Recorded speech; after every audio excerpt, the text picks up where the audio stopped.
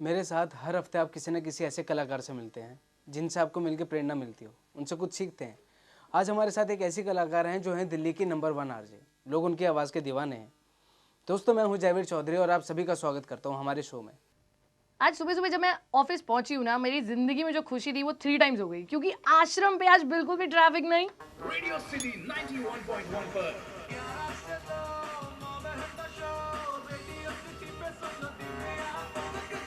Hello Divya, कैसी हैं आप? बहुत बढ़िया सर, आप बताएं। मैं भी बिल्कुल बढ़िया। मैं आपसे सबसे पहले ये पूछना चाहूँगा कि आज आप आरजे हैं, इस सफ़र पर पहुँचने के लिए आपने कितना संघर्ष किया? यार संघर्ष बहुत हैवी वर्ड लगता है, बिकॉज मैंने कभी स्ट्रगल माना नहीं है जो भी किया है उसको। बिकॉज मैंने पढ़ाई करी, पढ़ाई करते हुए मेरे दिमाग में ये था कि मुझे रेडियो में जाना है। बट ये है कि हाँ, मैं दिल्ली से दूर गई। I started my career from Jaipur. Now when I look back तो मुझे लगता है शायद घर से दूर होना for the first time was a struggle, शायद वो संघर्ष था। बट उसके अलावा I think things came easy because मैं बहुत फोकस थी। मुझे रेडियो के अलावा लेफ्ट राइट कुछ दिखता नहीं था। तो मुझे लगता है कि even if it was struggle, it was worth it, वो अच्छी थी। ऐसी कोई खास इंस्पिरेशन जिससे आपको लगा कि आपको आरजे ही बनना चाहिए? हाँ हाँ, बहुत सारी है। तो मैं जब वो हर कोई करता है ना, मैथ्स पढ़ते हुए रेडियो सुनते हैं, तो मैं भी वैसी थी। फिर कॉलेज में आई तब भी रेडियो सुनती थी। उस टाइम पे रेड एफएम, रेडियो सिटी और रेडियो मिर्ची 3 स्टेशंस आए थे। तो वो सुनते सुनते, लोगों को सुनते हुए मुझे ऐसा लगता था कि आई कैन डू दिस। मुझे लोगों से बात करना अच्छा लगता है।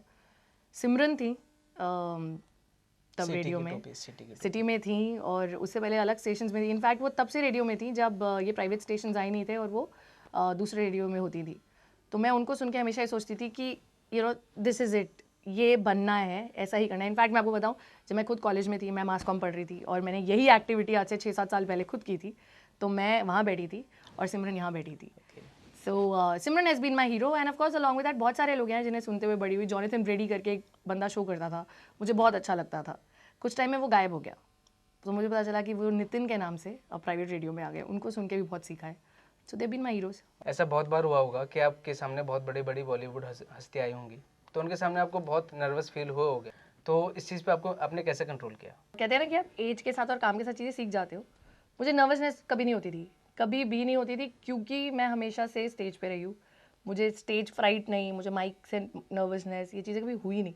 बट हाँ, आप फॉर एग्जांपल मेरे को अमिताभ बच्चन का इंटरव्यू करना था एक बार, तो वो नर्वसनेस नहीं होती है। आप किसी को देख के बड़े हुए हो, वो स्टार पावर है, वो मेंटली आपको कहीं ना कहीं लगता है कि यार आज इनसे मिलना है। तो उनके सामने बैठ के ना मैं ऑ स्ट्रक होती थी। वो नर्वसनेस नहीं है, मैं गुम होती थी लाइफ में कि मैं इनसे क्या पूछूं यार। तो वो वाली फीलिंग होती थी। और उसमें मुझे लगता है वो टाइम चीज बदलाव आ जाता है। आपको कोई सिखा नहीं सकता कि अब आपको नर्वस होना है, नहीं होना है।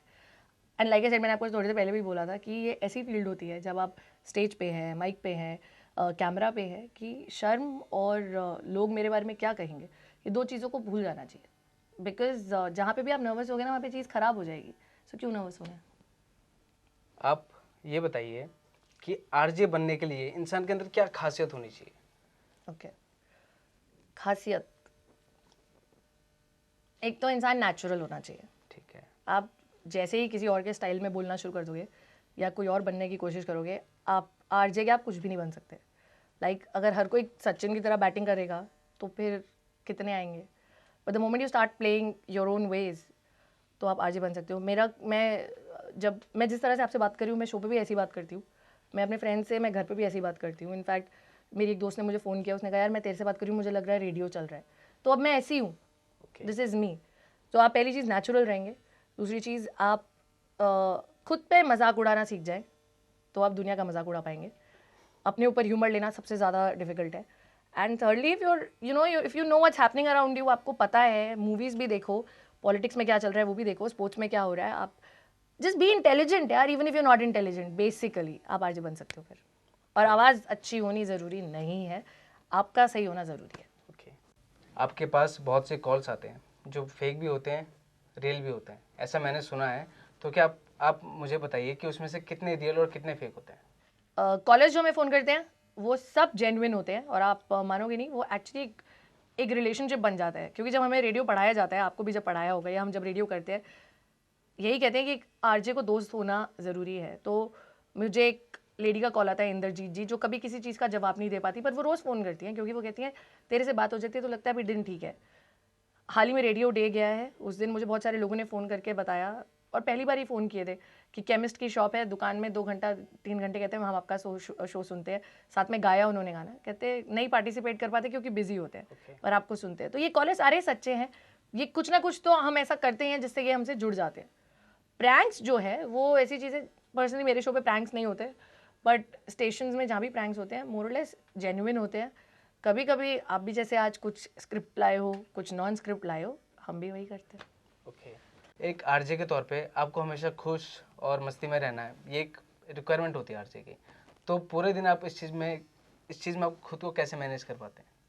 So this is a good question because this is the most difficult part. It is difficult because so there are two kind of people. एक लोग हैं जिन्होंने, आपने मुझसे सवाल किया, आप ये चीज़ समझते हो, शायद आप पढ़ रहे हो इसलिए आप you understand it. फिर दूसरी तरह के लोग होते हैं जो पूछते हैं आपसे कि 3 घंटे के शो के बाद आप क्या करते हो यार, फ्री हो जाते हो क्या? But that's not true. Show करने से पहले बहुत बार होता है, और मैं तो बहुत मूडी हूँ, मैं आती हूँ कई बार रो रही होती हूँ, कई बार मैं बहुत गुस्से में होती हूँ। द मोमेंट यूर ऑन 11 बजे है और मेरा शो शुरू होना है, no matter what, there are days जब मेरे आंखों में आंसू है, मैं लड़ रही हूँ फ़ोन पे चला के किसी से, जैसे लड़कियाँ करती हैं, बट आपको पता भी नहीं चलेगा। और ये चीज़ सिखा नहीं सकते, ये चीज़ आप खुद सीख जाओगे। बिकॉज द मोमेंट आप इमोशंस कंट्रोल करना सीखोगे कि लोगों के आगे क्या दिखाना है क्या नहीं दिखाना है, वो चीज़ आपकी ग्रूमिंग में ऑटोमेटिकली आ जाएगी।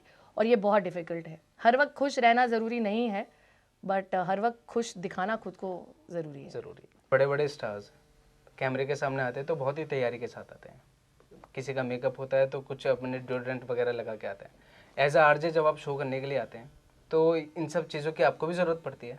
ये करने की मुझे पर्सनली बहुत ज़रूरत पड़ती है, और उसका रीज़न ये है, एंड मेरे ऊपर बहुत सारे लोग हंसते हुए, इंक्लूडिंग माई ओन प्रोड्यूसर जो यहीं कहीं बैठे हुए हैं। तो एक्चुअली होता है कि मुझे लगता है कि जब तक आप खुद को अच्छा फील नहीं करोगे, आप क्या करोगे शो पे?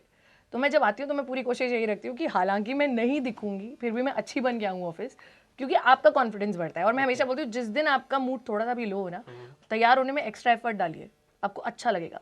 फिर मैं आके शो से पहले 5-7 minute deo, perfume, cream, hand moisturiser, sanitiser, ये मेरी कुछ चीज़ें हैं, राशन जिसे मैं कहती हूँ, ड्रॉर में रखती हूँ। और जितनी बारी ब्रेक होती है, गाने चलते हैं, मैं बाहर आती हूँ, मैं फिर से अपने ऊपर डीओ लगाती हूँ। ऐसा नहीं है कि आई स्टिंक, बट मुझे अच्छी फीलिंग आती है। तो आपको भी जिस चीज़ से अच्छी फीलिंग है, अभी वो करो। आपके शो का नाम है 11 से 2। 11 से 2 माँ बहन का शो। तो क्या सोच से इस शो का नाम रखा गया था? ओके, तो मैं रेडियो सिटी में जब आई थी तो शो का नाम कुछ और होता था, लेडीज़ फर्स्ट होता था ऑनेस्टली नाम। फिर मैं जब आई, मैंने बोला यार मेरे अंदर खुद ही ऐसी चीज़ें हैं जो मैं नहीं करती। जैसे मुझे कुकिंग बहुत अच्छी नहीं आती, मैं बहुत ज़्यादा मेकअप नहीं करती, तो मैं इनके ऊपर लेडीज़ को क्या समझाऊँ। फिर मैंने कहा इसको हम घुमा देते हैं। फिर हमारी टीम मीटिंग हुई, क्योंकि रेडियो में ऐसा है कि आरजे अकेले काम नहीं करता। हमारी टीम बैठी, from my boss to my producers to my co-jocks. फिर हम बैठे, हमने सोचा कि हम क्या कर सकते हैं। तो अगर आप कुछ चीज़ें सिखा नहीं सकते तो आप लोगों को इंस्पायर या एस्पायर कर सकते हो कि आप जैसे बनने की कोशिश करें। हमने शो घुमा दिया। माँ बहनों का शो है, पर मैं सिर्फ वो चीज़ें करती हूँ जो मेरी लाइफ में होती है। हम 2 बहनें हैं, मेरी एक माँ है, मेरी बहुत सारी दोस्त हैं, मैं गर्ल्स स्कूल में पढ़ी हूँ, गर्ल्स कॉलेज में पढ़ी हूँ, बहुत औरतों को जानती हूँ। अब मैं सिर्फ वो बातें करती हूँ जो होती हैं। तो क्या इस नाम के शो से क्या तो सिर्फ आपके साथ यहाँ लड़कियाँ या औरतें ही जुड़ सकती हैं और कोई भी?